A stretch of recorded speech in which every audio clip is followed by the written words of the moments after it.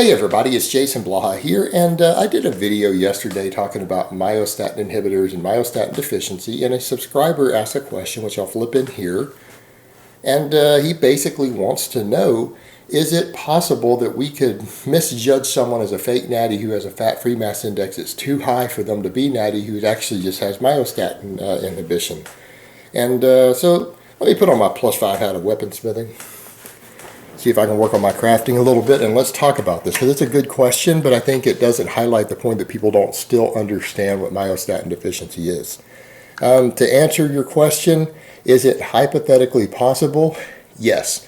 Is it likely? No. And there's a number of reasons why it's going to be unlikely.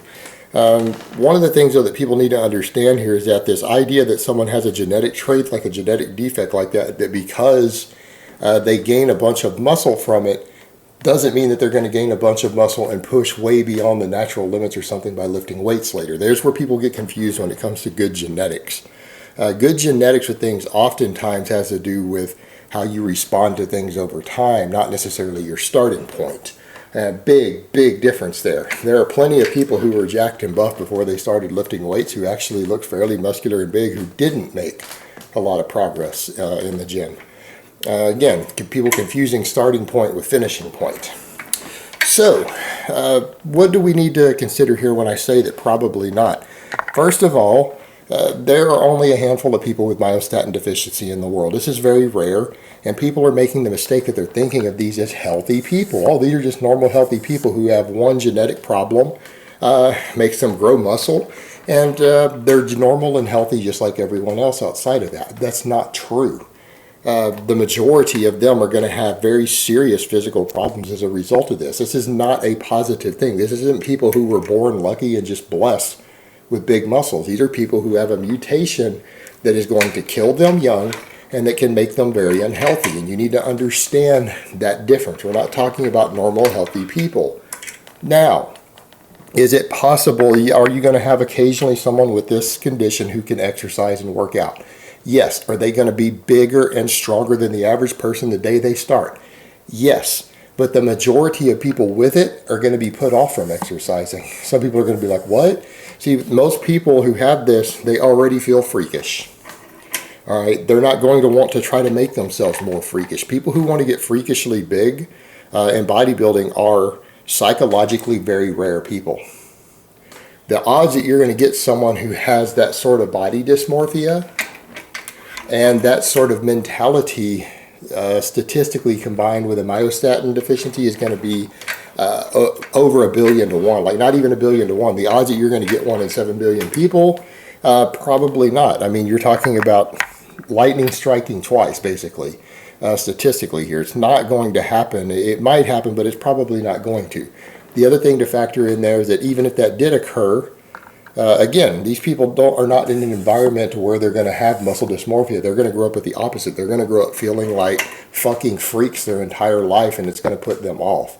So the odds that they're going to develop the muscle dysmorphia it takes for people to become a bodybuilder is not going to be there. They never walked around feeling skinny and inadequate or small or out of shape. They walked around seeing themselves as a freak, and people stare at their muscles, and it makes them probably feel weird and awkward. Number two, most of them have serious problems, physical problems with their muscles as a result of this. Again, as I was saying before, a lot of people with this condition get intense muscle cramps just from growing and existing and walking around. And as children, oftentimes their parents, to get them to stop screaming in pain, have to stretch them and stuff a couple times a day, stretch out all their muscles. These are people who actually require basically full-time physical therapy to not be in agonizing pain. They have to have basically stretching and stuff done to them by other people, do all sorts of stretching, and we would think of as active recovery stuff, every day, sometimes multiple times a day, not to be in physical agony. All right? A lot of them, the last thing they're going to want to do is go contract their muscles working out. Think about that for a minute. If you're spending your entire life having to uncontract your muscles so that you're not in intense physical pain 7 days a week for your entire short-ass life, because they don't live long, for your entire life, the odds that you're going to want to go lift weights is going to be very, very slim. So again, your people are thinking in terms that these are just healthy, normal people who just gain too much muscle without lifting weights. That it goes way beyond that. This is not a happy condition that does good things for you. And so you might get that one rare individual who, for whatever reason, decides he wants to be a freak, embraces being a freak.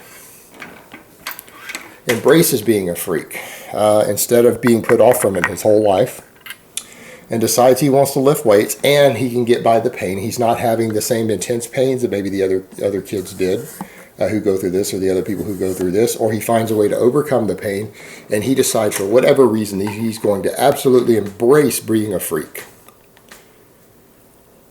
Well, first of all, the other thing there psychologically, if he's going to embrace being a freak, why wouldn't he just automatically go to steroids? Since everyone knows that's the key, is tons of anabolic drugs to becoming a freak, not just lifting weights.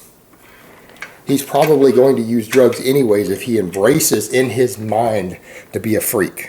So the odds that he's going to stay natural is going to be very small because he's embraced himself being a freak and decides to make himself a freak show. He's probably going to go to anabolics. Anyways, because that would be part of the freak show thing, not just the lifting weights. So odds he's going to stay natural are going to be slim. Again, assuming you've got a person who's willing to do all of this. Probably not going to happen. So then when you get all of this stuff done, here's the problem you run into. He may not respond to training at all. And I know that's going to, again, come as a surprise to people. You have to remember, there are people who are non-responders to training for other reasons. But when you think about it, stop and think about it. Why do your muscles grow? Your body causes your muscles to grow in response to physical trauma in which they are not thick enough to handle. Your muscle fibers are not thick enough or big enough or strong enough to handle the workloads and the micro tearing and everything that you're subjecting them to. And there's a finite limit to how big you're going to get through weight training, meaning your body will let you adapt to all of this trauma and all of these micro tears and everything all the way up into a certain threshold, and then it will eventually stop. There's a reason you can't get unlimitedly big without drugs, right? And it's not necessarily myostatin. There is going to be a basic size cap on your structure that your body will let you get to, and then drugs have to come to the end of the equation. People with the myostatin deficiency, number one, their muscles are already big and thick. The body may not even bother to respond by making them thicker from training. Again, they don't have necessarily the neural efficiency that others have. They might struggle developing the neural efficiency due to some of the cramping and stuff they get.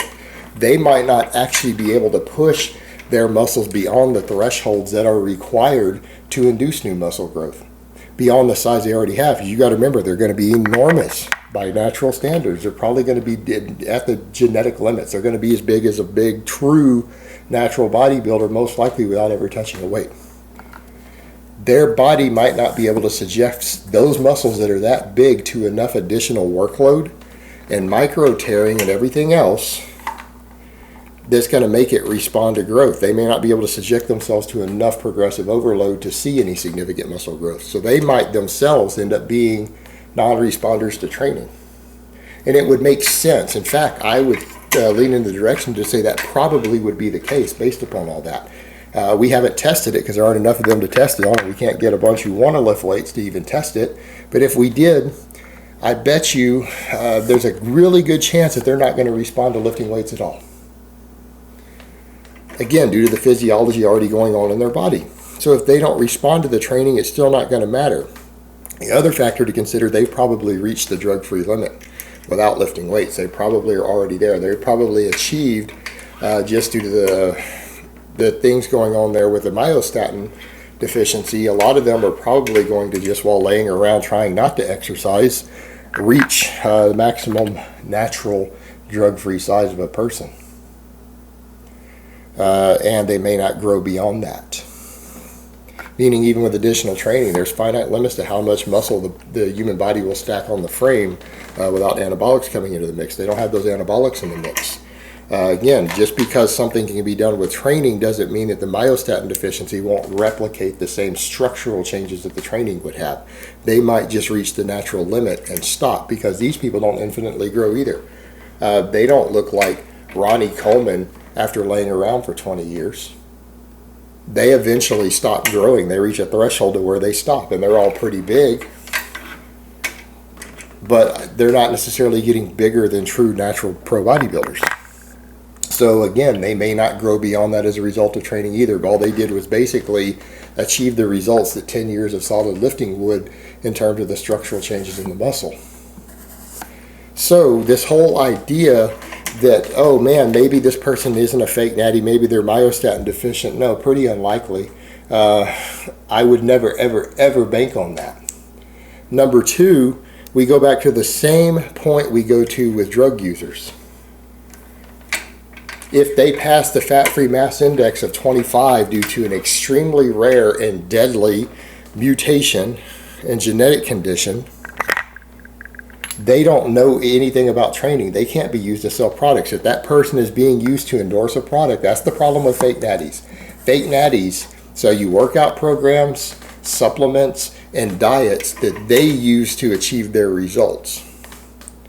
Using someone who is myostatin deficient to do that is no different ethically than using someone who's on 2 grams of gear and growth hormone. There's no difference ethically. They still did it through other means. They had other means that come into play, and they didn't necessarily have to have a lot of knowledge of training or nutrition or get any of that right in order to be where they were. So we run into the same problem we run into with other fake natties. If they're not selling a product or marketing anything, we don't care if they're a fake natty. It's irrelevant. It's completely irrelevant if a person is a fake natty if it's not being used to con people. Well, if this person did it with a myostatin deficiency, and the second a person starts saying, well, this supplement caused them to do it, this amazing body part split that I sell, MP37 or whatever they want to call it, if they're blaming this stuff for the results and selling it, they're still a fake natty. There's no difference. They use something much stronger than that training or that diet or that supplement to get their results while using it to sell those results. Does it matter whether it's an anabolic steroid or an extremely rare deadly genetic mutation? They still got there through something other than the product being touted.